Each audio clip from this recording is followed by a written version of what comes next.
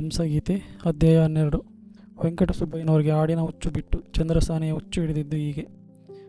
ಚಿನ್ನಪ್ಪ ಹೇಳಿದ ಹಾಗೆ ಸ್ವಾಮಿಗಳ ಶಿಷ್ಯನಿಂದ ಪರಾಭವವಾಗಿ ಕಣ್ಣು ತೆರೆದ ಮೇಲೆ ವೆಂಕಟಸುಬ್ಬಯ್ಯನವರಿಗೆ ರಾಗ ಸಾಧಿಸುವ ಹುಚ್ಚು ಹಿಡಿಯಿತು. ಹುಚ್ಚೆಂದರೆ ಅದು ಹುಚ್ಚೆ. ಹಿಂದಿನ ಕಾಲದಲ್ಲಿ ದೇವರನ್ನು ಒಲಿಸಿಕೊಳ್ಳೋಕೆ ತಪಸ್ಸು ಮಾಡ್ತಾ ಇದ್ರಂತಲ್ಲ, ಹಾಗೆ ಅವರು ರಾಗದ ತಪಸ್ಸು ಆರಂಭಿಸಿಬಿಟ್ಟರು. ಸೋಲಾದ ಮರುದಿನವೇ ಇನ್ನು ಯಾವುದಾದರೂ ರಾಗವನ್ನು ಒಲಿಸಿಕೊಳ್ಳದೆ ಮತ್ತೆ ಹಾಡಿಗೆ ತಂಬೂರಿ ಹಿಡಿಯುವುದಿಲ್ಲ ಎಂದು ಶಪಥ ಮಾಡಿ ಸಾಧನೆ ಆರಂಭಿಸಿದರು. ಆ ಸಾಧನೆಗೆ ಒತ್ತಿಲ್ಲ ಗೊತ್ತಿಲ್ಲ. 24 ಗಂಟೆಯ ಕಾಲವು ಅದೇ ಧ್ಯಾನ. ಸಂಗೀತ ಶಾಸ್ತ್ರದ ಮೇಲಿನ ಹಳೆಯ ಗ್ರಂಥಗಳನ್ನು ಓದಿ ಯಾವ ರಾಗಕ್ಕೆ ಯಾವ ಒತ್ತು ಯಾವ ದೇವತೆ ಎಂದರಿತು ಆ ಒತ್ತಿನಲ್ಲಿ ಎಲ್ಲಾದರೂ ನಿರ್ಜನ ಸ್ಥಳ ಸೇರಿ ಆ ರಾಗ ಧ್ಯಾನ ಮಾಡಲಾರಂಭಿಸಿದರು.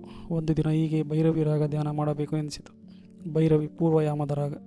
ಸೂರ್ಯ ಮೂಡುವ ಮೊದಲು ಅದನ್ನು ಆಡಬೇಕು. ಹಾಗೆ ಆಡಿದರೆ ಆ ರಾಗ ಸಿದ್ಧಿಸುತ್ತದೆ ಎನ್ನುತ್ತಾರೆ. ವೆಂಕಟಸುಬ್ಬಯ್ಯನವರು ಆ ದಿನ ಹಿಂದಿನ ರಾತ್ರಿಯೇ ಮನೆ ಬಿಟ್ಟು ಊರ ಹೊರಗಿರುವ ಕೇಶವ ದೇವರ ಗುಡಿಯಲ್ಲಿ ಮಲಗಿದರು.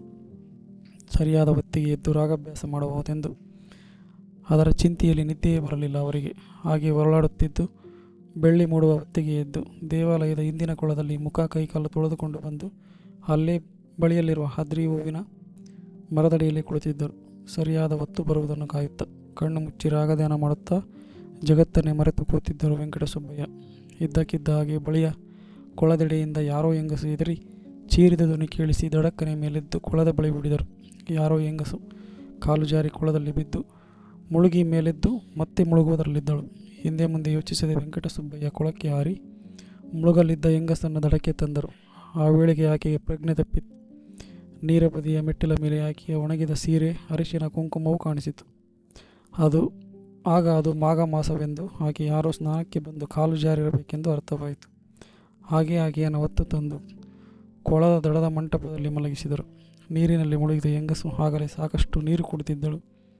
ಆಕೆಯನ್ನು ಬೆನ್ನು ಮೇಲಾಗಿ ಮಲಗಿಸಿ ಹೊಟ್ಟೆಯನ್ನು ಇಸುಕಿ ಕುಡಿದ ನೀರು ಹೊರಡಿಸಿದರು. ತಾವು ಚಳಿಗೆ ಕಾವಲೆಂದು ಉದಿಸಿಕೊಂಡಿದ್ದ ಬೆಂಕಿಯ ಬಿಸಿ ಬೂದಿಯನ್ನು ತಂದು ಆಕೆಯ ಒದ್ದೆ ಬಟ್ಟೆ ಸರಿಸಿ ಅಂಗಾಂಗಗಳಿಗೆ ಚೆನ್ನಾಗಿ ತಿಕ್ಕಿ ಮೈಯಲ್ಲಿ ಬಿಸಿ ಹುಟ್ಟಿದ ಮೇಲೆ ಆಕೆ ತಂದ ಒಣ ಸೀರೆಯನ್ನು ಉದಿಸಿ ಹತ್ತಿರದಲ್ಲೇ ಕೂತರು. ಅಲ್ಲಿಯವರೆಗೂ ಜೀವ ಉಳಿಸುವ ಆತುರದಲ್ಲಿ ಆಕೆ ಹೆಂಗಸು ಎಂಬುದು ಅವರಿಗೆ ಎಚ್ಚರ ಬರಲಿಲ್ಲ. ಜೀವಕ್ಕೆ ಭಯವಿಲ್ಲ ಎಂದು ಅರ್ಥವಾಗಿ ಉಸಿರಾಡಿಸಿಕೊಳ್ಳಲು ಬಿಡುವಾದಾಗ ತಾವು ಬದುಕಿಸಿದ್ದು ಜೀವ ಹೆಣ್ಣು ಎಂಬ ಅರಿವಾಯಿತು. ಆಗ ಅವರಿಗೆ ಒಳ್ಳೆ 24-25 ವರ್ಷದ ಪ್ರಾಯ. ಆದರೂ ಅದುವರೆಗೂ ತಾಯಿಯನ್ನಲ್ಲದೆ ಬೇರೊಬ್ಬ ಹೆಣ್ಣನ್ನು ತಲೆ ಎತ್ತಿ ನೋಡಿರಲಿಲ್ಲ. ಹೆಣ್ಣಿನ ಚಿಂತೆಯೇ ಅವರಿಗೆ ಬಂದಿರಲಿಲ್ಲ. ಆ ದಿನ ಮೊದಲ ಬಾರಿಗೆ ಅವರಿಗೆ ನಗ್ನ ಸ್ತ್ರೀ ಸೌಂದರ್ಯದ ದರ್ಶನವಾಯಿತು. ತಾವೇ ಹೊದಿಸಿದ ತೆಳುವಾದ ಸೀರೆಡಿಯಲ್ಲಿ ಮಲಗಿದ ಹೆಣ್ಣನ್ನು ದಿಟ್ಟಿಸಿ ನೋಡಿದರು. ಕಣ್ಣು ತೆರೆಯದೆ ಮಲಗಿದ ರೂಪಜ್ವಾಲೆ ಮಿಂಚಿನಂತೆ ಅವರ ಮೈಯಲ್ಲಿ ಹರಿಯಿತು. ಆಯಾಸದಿಂದ ಭಾರವಾಗಿ ಎಳೆವ ಉಸಿರಿಗೆ ಏರಿಳಿಯುವ ಎದೆಯ ಮಿಡಿತ ಅವರ ಮೈ ನರನರವನ್ನು ಬೆಂಕಿಯ ಬೆರಳಿನಿಂದ ಮಿಡಿದು ಅವರನ್ನು ವಿಫಲಗೊಳಿಸಿತು. ಅದುವರೆಗೂ ಅವರಿಗೆ ಅರಿವಾಗದ ಯಾವುದೋ ಪ್ರಖರ ಭಾವ ಹುಚ್ಚುಗೊಳೆಯಂತೆ ಮರೆಯತೊಡಗಿತು. ಕಣ್ಣೆದುರು ಮಲಗಿದ ವಿಲಾಸದ ಹೊಳೆಯಲ್ಲಿ ಮೈಯನ್ನು ತೂರಿಬಿಡಬೇಕು ಎನ್ನಿಸಿ ಮೈ ಬಿಗಿದು ಕಾವಾಯಿತು. ಮರುಗಳಿಗೆ ಒಂದು ಕ್ಷಣ ಕಣ್ಣು ಮರೆಯಾದ ವಿವೇಚನೆ. ಛೀ, ಇದು ಪಾಪ ಯೋಚನೆ. ಪರಸ್ತ್ರೀಯ ಬಗ್ಗೆ ಇಂಥ ಕೇಳು ಯೋಚನೆ ಸಲ್ಲದು. ಯಾವ ಮನೆಯ ಮಂಗಳ ದೀಪವೋ ಆಕೆ. ಜೀವ ಉಳಿಸಿ ಈ ಆಲೋಚನೆ ಮಾಡುವುದೇ ನೀಚ ಎಂದಿತ್ತು. ಕೂಡಲೇ ಮಂಟಪದಿಂದ ಹೊರಗೆ ಬಂದು ತಂಗಾಳಿಯಲ್ಲಿ ಕುಳಿತರು. ಕಣ್ಣು ತೆರೆಯಲು ಕೂಡ ಧೈರ್ಯವಿರಲಿಲ್ಲ. ಕಾಡು ಕುದುರೆಯಂತೆ ಕುಣಿಯುವ ಮನಸ್ಸಿಗೆ ಸಂಯಮದ ಕಡಿವಾಣ ಬಿಗಿಯುತ್ತಾ ಹೆಣ್ಣನ್ನು ಮರೆಯಲೆತ್ನಿಸುತ್ತಾ ಕೂತಿದ್ದರು. ಸ್ವಲ್ಪ ಹೊತ್ತಾದ ಮೇಲೆ ಒಳಗೆ ಮಲಗಿದ ಹೆಣ್ಣು ಅಲುಗಾಡುವ ಸದ್ದಾಯಿತು. ಅವರ ಮನಸ್ಸು ಒಂದೊಂದು ಗಳಿಗೆಯೂ ಈಗ ಆಕೆ ಏನು ಮಾಡುತ್ತಿರಬಹುದು ಎಂದೇ ಊಹಿಸುತ್ತಿತ್ತು. ಹಾಗೆ 10 ಗಳಿಗೆ ಕಳೆದ ಮೇಲೆ ಆಕೆ ಎದ್ದು ಓಡಾಡುವ ಸದ್ದು ಕೇಳಿಸಿತು. ವೆಂಕಟಸುಬ್ಬಯ್ಯ ಕಣ್ಣನ್ನು ಮತ್ತಷ್ಟು ಬಿಗಿಯಾಗಿ ಮುಚ್ಚಿದರು. ಆಕೆ ಮಂಟಪದಿಂದ ಹೊರಬರುವ ಸದ್ದಾಯಿತು. ಈ ದಿನ ನನ್ನ ಜೀವ ಉಳಿಸಿದಿರಿ. ಎಂದೂ ನಿಮ್ಮ ಉಪಕಾರ ಮರೆಯಲಾರೆ. ಹೆಣ್ಣು ಆತನ ಕಾಲು ಹಿಡಿದು ಕಾಲಿಗೆ ಹಣೆ ಸೋಕಿಸಿ ಹೇಳಿತು. ತೆರೆಯದಿದ್ದರೆ ಸಿಡಿಯುವನೆಂಬ ಕಣ್ಣನ್ನು ಮುಚ್ಚಲಾರದೆ ವೆಂಕಟಸುಬ್ಬಯ್ಯನವರು ಕಣ್ಣು ತೆರೆದು ನೋಡಿದರು. ಆಗ ತಾನೇ ಕೆಂಪಾಗುತ್ತಿರುವ ಮೂಡಲಿನ ಮುಂಜಾವಿನ ಬೆಳಕಿನಲ್ಲಿ ಅವರ ಮುಖವನ್ನೇ ಕೃತಜ್ಞತೆಯಿಂದ ದಿಟ್ಟಿಸುತ್ತಿರುವ ಒಳಪು ಗಂಡುಗಳನ್ನು ನೋಡಿದರು. ಮಂಟಪದೊಳಗಿನ ಕತ್ತಲಿನಲ್ಲೂ ಆಕೆ ರೂಪವತಿ ಎಂದು ತಿಳಿದಿತ್ತು. ಮೂಡಲ ಕೆಂಬೆಳಕು ಆ ರೂಪಕ್ಕೆ ಮೆರುಗು ಕೊಟ್ಟಿತ್ತು. ಆಯಾಸದಿಂದ ಬಳಲಿದರೂ ತುಂಬು ಯೌವನದ ಉಜ್ವಲತೆಯಿಂದ ಪ್ರಖರವಾದ ಹೆಣ್ಣ ಸಹಜ ಸೌಂದರ್ಯ ಅವರ ಕಣ್ಣು ಕುಕ್ಕಿತು. ನಾಲಿಗೆಗೆ ಮಾತನಾಡುವ ಶಕ್ತಿ ಇರಲಿಲ್ಲ. ಹಾಗೂ ಪ್ರಯತ್ನಪಟ್ಟು ಹೇಳಿದರು, ನಿಮ್ಮ ಜೀವ ಉಳಿಸಿದವನು ನಾನಲ್ಲ, ನಿಮ್ಮ ಪಾಲಿನ ದೇವರು ಕಾಪಾಡಿದ. ನಿಜ, ನಿಮ್ಮ ರೂಪದಲ್ಲಿ ಬಂದು ಕಾಪಾಡಿದ ನನ್ನ ಪಾಲಿನ ದೇವರು. ಏನೋ, ಆದರೂ ಒತ್ತಲ್ಲದ ಹೊತ್ತಿನಲ್ಲಿ ಹೀಗೆ ಒಂಟಿಯಾಗಿ ಸ್ನಾನಕ್ಕೆ ಬರಬಾರದು. ಮುಖವನ್ನು ಎತ್ತಲು ತಿರುಗಿಸಿ ಹೇಳಿದರು ವೆಂಕಟಸುಬ್ಬಯ್ಯ. ದಿನವೂ ಮಾಘ ಸ್ನಾನಕ್ಕೆ ಇಲ್ಲಿಗೆ ಬರುತ್ತಿದ್ದೆ. ಈ ದಿನ ಬೆಳ್ಳಿಯ ಬೆಳಕು ಮೋಸ ಮಾಡಿತು. ಹೊತ್ತು ತಿಳಿಯದೆ ಬಂದೆ. ಕತ್ತಲಿನಲ್ಲಿ ಕಾಲು ಜಾರಿತು. ವೆಂಕಟಸುಬ್ಬಯ್ಯನವರ ಮನಸ್ಸು ಮಾತು ಕೇಳದೆ ಮಾತಿನ ಮಾಧುರ್ಯವನ್ನೇ ಸವಿಯುತ್ತಿತ್ತು. ಆದ್ದರಿಂದ ಆಕೆ ಏನು ಹೇಳಿದಳೆಂದು ತಿಳಿಯದೆ ಸುಮ್ಮನೆ ಹೂ ಎಂದರು. ನನ್ನ ಪುಣ್ಯವಶಾತ್ ನೀವು ಇಲ್ಲಿದ್ದುದರಿಂದ ಬದುಕಿದೆ.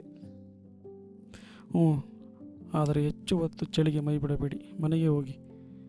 ಜೊತೆಗೆ ಅಷ್ಟು ದೂರ ಬರಲೇ ಬೇಡಿ, ನಾನೇ ಹೋಗುತ್ತೇನೆ. ನಿಮಗೇಕೆ ವೃಥಾ ತೊಂದರೆ? ಏನೋ ಯೋಚಿಸುತ್ತಿದ್ದೀರೆಂದು ಕಾಣುತ್ತದೆ. ಮಾತಾಡಿ ನಿಮ್ಮ ಯೋಚನೆಗೆ ವಿಘ್ನವಾಗಲಾರೆ. ನಾನಿನ್ನು ಬರಲೇ ಎಂದು ಹೇಳಿ ಹೆಣ್ಣು ಮತ್ತೊಮ್ಮೆ ಅವರಿಗೆ ನಮಸ್ಕರಿಸಿತು. ಆಕೆಯ ಕೈ ಸೋಕಿದ ಮೈ ಕಿಡಿ ಸೋಕಿದ ಕರ್ಪೂರದಂತೆ ಉರಿಯಿತು. ಹೋಗಿ ಬನ್ನಿ. ಹೆಣ್ಣು ಒದ್ದೆಯ ಬಟ್ಟೆ, ಅರಿಶಿಣ, ಕುಂಕುಮದ ಬಟ್ಟಲುಗಳನ್ನು ತೆಗೆದುಕೊಂಡು ಹೊರಟಿತು.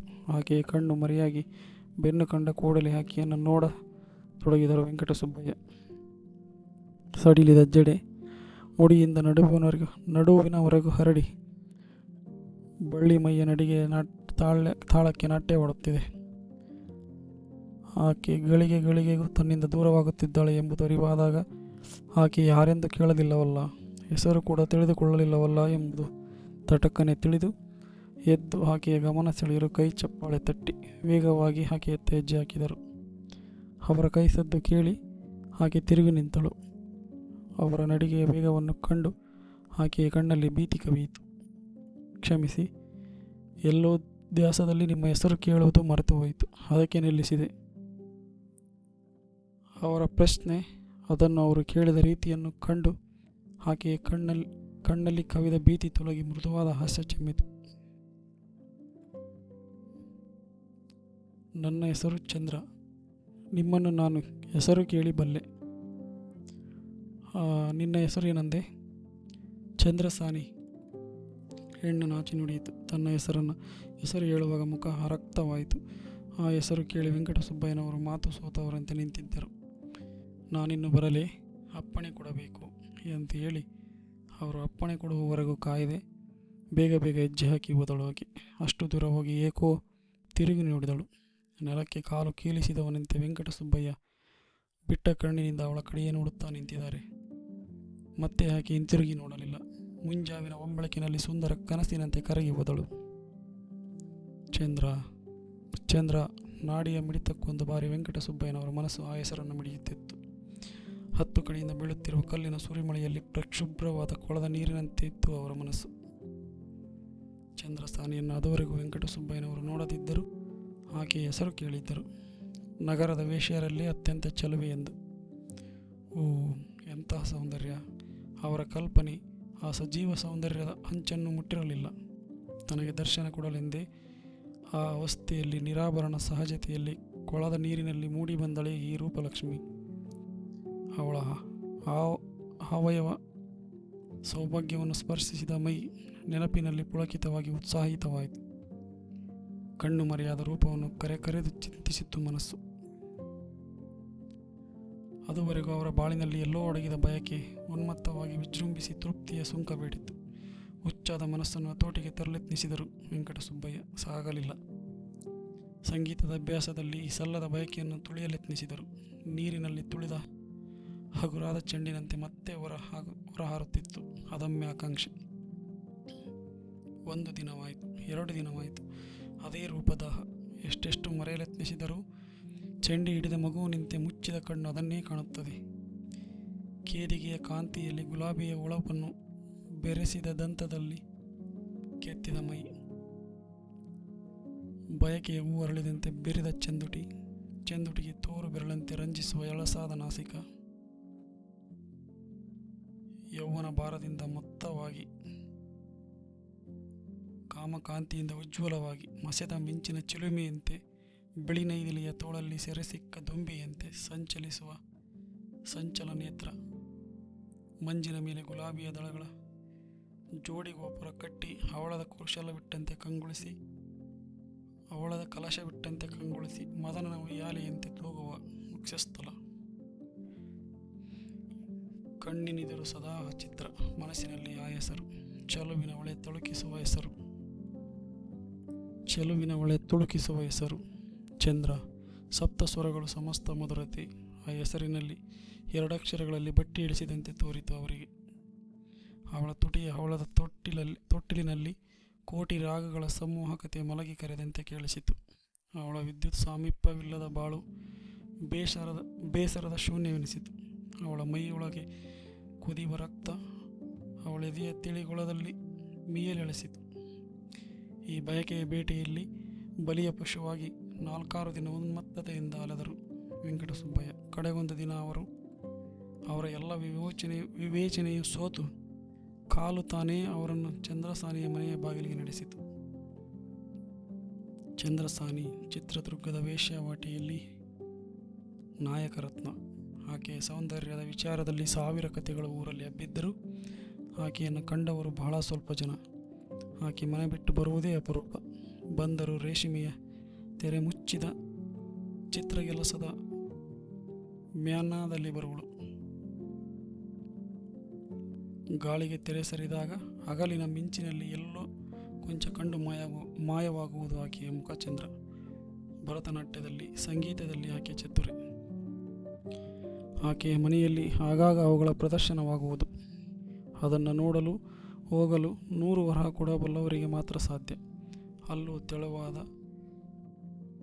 ಜವನಿಕೆಯ ಮರೆಯಲ್ಲಿ ಆಕೆಯನ್ನು ಕಾಣಬೇಕು. ಹೆಚ್ಚಿನ ಸುಖ ಬೇಕೆಂದರೆ 1000 ಸುಂಕ. ಅದು ಆಕೆ ಒಪ್ಪಿದರೆ. ಇಲ್ಲವೆಂದರೆ ಕೋಟಿ ವರಹ ತಂದವರು ಬಾಗಿಲು ನೋಡಿ ಎದ್ದಿರುಗಬೇಕು. ಆಕೆ ವಿಲಾಸವತಿಯಾದರೂ ದೇವರನ್ನು ಮರೆತವಳಲ್ಲ. ದೇವರು ಎಂದರೆ ತುಂಬ ಭಕ್ತಿ. ದಿನವೂ ಪೂಜೆ ಪುನಸ್ಕಾರ ಮಾಡುವಳು. ವ್ರತ ನಿಯಮಗಳನ್ನು ನಡೆಸುವಳು. ಅದೆಲ್ಲವೂ ಮನೆಯಲ್ಲಿ. ಊರಿನ ಎಲ್ಲ ದೇವಾಲಯಗಳಿಂದಲೂ ಆಕೆಗೆ ಪ್ರಸಾದ ಬರುವುದು. ಮಾಘ ಮಾಸದಲ್ಲಿ ಮಾತ್ರ ಕೇಶವ ದೇವರ ಗುಡಿಯ ಬಳಿಯ ಕೊಳದಲ್ಲಿ ಸ್ನಾನ ಮಾಡಿ ದೇವರ ದರ್ಶನ ಮಾಡಿ ಬರುವಳು. ಅದು ಯಾರಿಗೂ ತಿಳಿಯದಂತೆ. ಇತರರು ಬರುವ ಮೊದಲು ಅಕಸ್ಮಾತಾಗಿ ಯಾರಾದರೂ ಆಕೆಯನ್ನು ಕಂಡರೂ ಇಂಥವಳೇ ಎಂದು ಊಹಿಸಲಾಗದಷ್ಟು ಸಾದಾ ಉಡುಪಿನಲ್ಲಿ. ಆಕೆಯ ದೈವಭಕ್ತಿಯೇ ವೆಂಕಟಸುಬ್ಬಯ್ಯನವರು ಆಕೆಯನ್ನು ನೋಡಲು ಕಾರಣವಾಯಿತು. ಆಕೆಗೆ ಆಗ 22-23ರ ಪ್ರಾಯ. ಚಂದ್ರಸಾನಿಯ ಮನೆಯೆಂದರೆ ರಾಜಭವನ. ಅಂತಿಂಥವರು ಅದರ ಬಳಿ ಸುಳಿಯುವುದೇ ಬಿಗಿ. ಹಿಂದು ಮುಂದು ತಿಳಿಯದ ವೆಂಕಟಸುಬ್ಬಯ್ಯ ಹುಚ್ಚನಂತೆ ಅಲ್ಲಿಗೆ ಬಂದಿದ್ದರು. ಮನೆಯ ಮುಂದಿನ ಉದ್ಯಾನದ ಬಾಗಿಲಿನಲ್ಲೇ ಆಳು ಅವರನ್ನು ತಡೆದ. ಏನಾಗಬೇಕು ನಿಮಗೆ? ಚಂದ್ರಸಾನಿಯನ್ನು ನೋಡಲು ಬಂದಿದ್ದೇನೆ. ಯಾರು ನೀವು? ನಾನು ವೆಂಕಟಸುಬ್ಬಯ್ಯ. ಆ ಹೆಸರು ಕೇಳಿ, ಅವರ ಹೆಸರು ಕೀರ್ತಿ ಕೇಳಿದ ಆಳಿಗೆ ಅವರನ್ನು ತಡೆಯುವ ಧೈರ್ಯವಾಗಲಿಲ್ಲ. ಒಳಗೆ ಹೋಗಿ ದಾಸಿಯನ್ನು ವಿಚಾರಿಸಿ ಎಂದ ಆಳು. ವಿದ್ಯುದಾಕರ್ಷಿತನಂತೆ ವೆಂಕಟಸುಬ್ಬಯ್ಯ ಒಳಗೆ ನುಗ್ಗಿ ಚಂದ್ರ ಚಂದ್ರ ಎಂದು ಕೂಗಿದರು. ಅವರ ಕೂಗು ಕೇಳಿ 4-6 ಜನ ದಾಸಿಯರು ಓಡಿ ಬಂದು ಅವರ ಕೂಗು ತಡೆದು, ಕೂಗಬೇಡಿ, ಇದು ಸಂತೆಯ ಮಾಳವಲ್ಲ ಎಂದರು. ಚಂದ್ರಸಾನಿಯನ್ನು ನೋಡಬೇಕು. ನೋಡಲು ಇದು ಸಮಯವಲ್ಲ. ಏನಾಗಬೇಕೆಂದು ಹೇಳಿದರೆ ತಿಳಿಸುತ್ತೇವೆ. ನೀವೇ ತಿಳಿಸುತ್ತೀರಾ? ನಾನೇ ಹೇಳಕೂಡದೆ? ಹೌದು, ಅದು ಈ ಮನೆಯ ಮರ್ಯಾದೆ. ನಾನು ಹೇಳಿದುದನ್ನು ಹೇಳುತ್ತೀರಾ? ಆಗಬಹುದು. ವೆಂಕಟಸುಬ್ಬಯ್ಯ ಪ್ರಣಯ ಭಿಕ್ಷುಕನಾಗಿ ಬಂದಿದ್ದಾನೆಂದು ಹೇಳಿ. ಇಲ್ಲಿ ಭಿಕ್ಷುಕರಿಗೆ ತಾವಿಲ್ಲ. ಪ್ರಣಯಕ್ಕೆ 1000 ಬೆಲೆ ತಂದಿದ್ದೀರಾ? ಆ ಪ್ರಶ್ನೆ ಕೇಳಿ ವೆಂಕಟಸುಬ್ಬಯ್ಯ ಅವಕ್ಕಾದ. 1000? ಅವರ ಪೆಚ್ಚು ಮುಖ ಕಂಡು ದಾಸಿಯರು ಸದ್ದಾಗದಂತೆ ನಕ್ಕರು. ಒಂದು ಗಳಿಗೆ ನಿರಾಶೆ ಕವಿಯಿತು ವೆಂಕಟಸುಬ್ಬಯ್ಯನ ಹೃದಯದಲ್ಲಿ. ಅಷ್ಟು ಹಣ ತರುವುದು ಸಾಧ್ಯವಾದೀತೆ? ಹಾಗೆಂದು ಬಯಕೆಯನ್ನು ಸಮಾಧಿ ಮಾಡಿ ಹೋಗುವುದೇ? ಏನೋ ಧೈರ್ಯ 1000 ತರಬಹುದು ಎಂದು. ತಂದರೆ ಆಕೆಯನ್ನು ನೋಡಬಹುದೇ? ಅಗತ್ಯವಾಗಿ. ಹಾಗಾದರೆ 1000 ನಾನು ಬರುವುದಾಗಿ ಹೇಳಿ. ಯಾವಾಗ? ನಾಳೆಯ ಸಂಜೆ ಆಗಲಿ. ಅಷ್ಟು ಹೇಳಿದವರೇ ವೆಂಕಟಸುಬ್ಬಯ್ಯ ಅಲ್ಲಿಂದ ಹೊರಟು ಬಿಟ್ಟರು. ದಾಸಿಯರು ವೆಂಕಟಸುಬ್ಬಯ್ಯನ ಮಾತು ನಂಬದೇ ಹೋದರೂ ವಿನೋದವೆಂದು ಅದನ್ನು ಚಂದ್ರಸಾನಿಗೆ ತಿಳಿಸಿದರು. ದಂತದ ಕೆತ್ತನೆ ಕೆಲಸದ ಹಂಸಾಕಾರದ ಪೀಠದ ಮೇಲೆ ಜರತಾರಿಯ ಕಸೂತಿ ಚಿತ್ರದ ಮೆತ್ತೆ ಹಾಕಿದ ವಿರಾಮಾಸನದ ಮೇಲೆ ಮೈಚಾಚಿ ಮಲಗಿದ ಚಂದ್ರಸಾನಿ ದಾಸಿ ಹೇಳಿದ್ದನ್ನು ಕೇಳಿ ತಟಕ್ಕನೆ ಎದ್ದು ಕುಳಿತಳು. ಬಂದಿದ್ದವರು ಯಾರೆಂದೇ? ವೆಂಕಟಸುಬ್ಬಯ್ಯನವರು. ಯಾರು? ಸಂಗೀತ ವಿದ್ವಾಂಸರೇ? ಹೌದು, ಅವರೇ. ಏಕೆ ಬಂದಿದ್ದರಂತೆ? ಒಳಗೇಕೆ ಕರೆತರಲಿಲ್ಲ? ಪ್ರಣಯ ಭಿಕ್ಷೆಗೆ ಬಂದಿದ್ದೇನೆ ಎಂದರು. 1000ವನ್ನು ತಂದಾಗ ಬನ್ನಿ ಎಂದೆ. ಏನು ಆಡಬಾರದ ಮಾತಾಡಿದೆಯೇ ನಿರ್ಭಾಗ್ಯೆ? ಸಿಟ್ಟಾಗಿ ಹೋದರೆ ಅವರು? ವೆಂಕಟಸುಬ್ಬಯ್ಯನವರು ಚಂದ್ರಸಾನಿಯ ಜೀವ ಉಳಿಸಿದವರೆಂಬುದನ್ನರಿಯದ ದಾಸಿ ಆಕೆಯ ಮಾತು ಕೇಳಿ ಚಕಿತಳಾದಳು. ಏನು ಉತ್ತರ ಕೊಡಬೇಕೆಂದು ಆಕೆಗೆ ತೋಚಲಿಲ್ಲ. ಮತ್ತೆ ಬರುವುದಾಗಿ ಹೇಳಿದರೆ ಅವರು? ಕಾತುರತೆಯಿಂದ ಕೇಳಿದಳು ಚಂದ್ರಸಾನಿ. ಹೌದು, ನಾಳೆ ಸಂಜೆ ಬರುವುದಾಗಿ ಹೇಳಿದರು. ನಾಳೆ ಸಂಜೆ ಬಂದರೆ ಹಣ ತರಲಿ ಬಿಡಲಿ, ಇಲ್ಲಿಗೆ ಕರೆದುತ್ತಾ? ಆ ಮಾತು ಕೇಳಿ ದಾಸಿ ಮತ್ತಷ್ಟು ಚಕಿತಳಾದಳು. ಆದರೆ ಕಾರಣವನ್ನು ಕೇಳುವಷ್ಟು ಧೈರ್ಯವಿರಲಿಲ್ಲ. ಏನಾದರೆ ತನಗೇನು ಹೇಳಿದಷ್ಟು ಮಾಡಿದರಾಯಿತು ಎಂದು ಸುಮ್ಮನಾದಳು. ದಾಸಿ ಎದುರಿನಿಂದ ಹೋದ ಮೇಲೆ ಚಂದ್ರಸಾನಿ ಚಿಂತಾಮಗ್ನಳಾದಳು. ವೆಂಕಟಸುಬ್ಬಯ್ಯನವರು ಅವರ ಹಾಡುಗಾರಿಕೆಯ ವಿಚಾರ ಆಕೆ ಸಾಕಷ್ಟು ಕೇಳಿದ್ದಳು. ಒಂದು ಬಾರಿ ಪಾಳೆಗಾರರ ಅರಮನೆಯಲ್ಲಿ ಅವರ ಕಚೇರಿಯಾದಾಗ ಕೇಳಿ ಮೆಚ್ಚಿಕೊಂಡಿದ್ದಳು. ಜನದ ಬಾಯಿಯಲ್ಲಿ ಕಥೆಯಾಗಿ ಹರಡಿದ ಅವರ ಜೀವನದ ವಿಷಯ ಅವಳ ಕಿವಿಗೆ ಬಿದ್ದು ಅವರ ಬಗ್ಗೆ ತುಂಬ ಗೌರವವಿತ್ತು.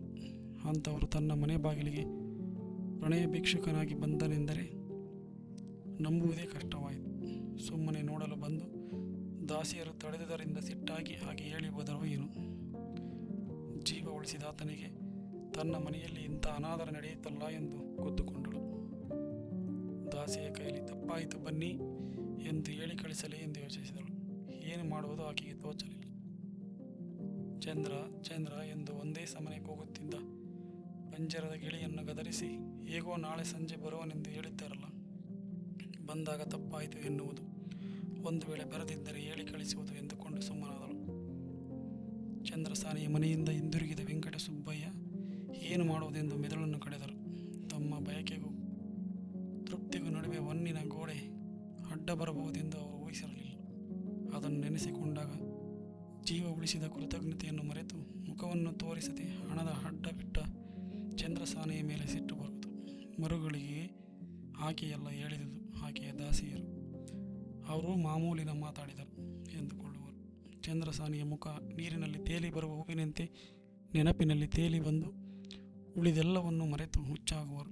ಆದರೆ 1000ವನ್ನು ಎಲ್ಲಿಂದ ತರುವುದು? 5-10 ಹೇಗಾದರೂ ಮಾಡಬಹುದಿತ್ತು.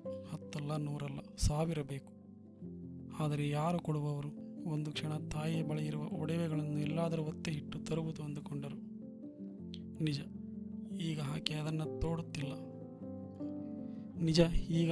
ತೊಡುತ್ತಿಲ್ಲ. ಆದರೂ ಏತಕ್ಕೆಂದು ಹೇಳಿ ಕೇಳುವುದು? ಹಣದ ಚಿಂತೆ ಹೆಚ್ಚಿದಾಗ ಈ ಬಯಕೆಯೇ ಬೇಡ ಎನಿಸುವುದು.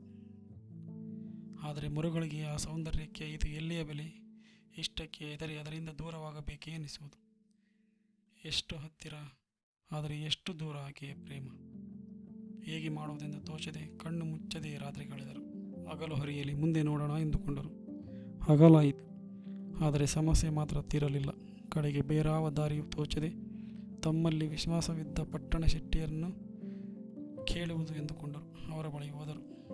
ಕರೆಸದೆ ಎಂದು ಯಾರ ಮನೆಗೂ ಬರದ ವೆಂಕಟಸುಬ್ಬಯ್ಯ ತಾವೇ ಬಂದುದನ್ನು ಕಂಡು ಪಟ್ಟಣ ಶೆಟ್ಟಿಯವರಿಗೆ ಆಶ್ಚರ್ಯವಾಯಿತು. ಸಂಗೀತ ಪ್ರಿಯರಾದ ಅವರಿಗೆ ವೆಂಕಟಸುಬ್ಬಯ್ಯನವರಲ್ಲಿ ಪರಮ ವಿಶ್ವಾಸ.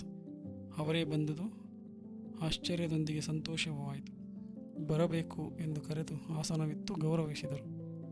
ವಿರೂಪಾಕ್ಷಪ್ಪ, ಇಂದು ನಿಮ್ಮಿಂದ ನನಗೆ ಒಂದು ಕೆಲಸವಾಗಬೇಕಿದೆ.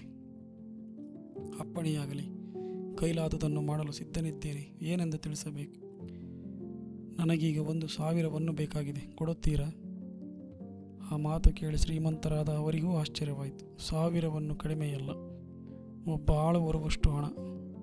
ಅಷ್ಟೇಕೆ ಬೇಕಾಯಿತು ಇವರಿಗೆ? ಹಣವೇನೋ ಕೊಡಬಹುದು.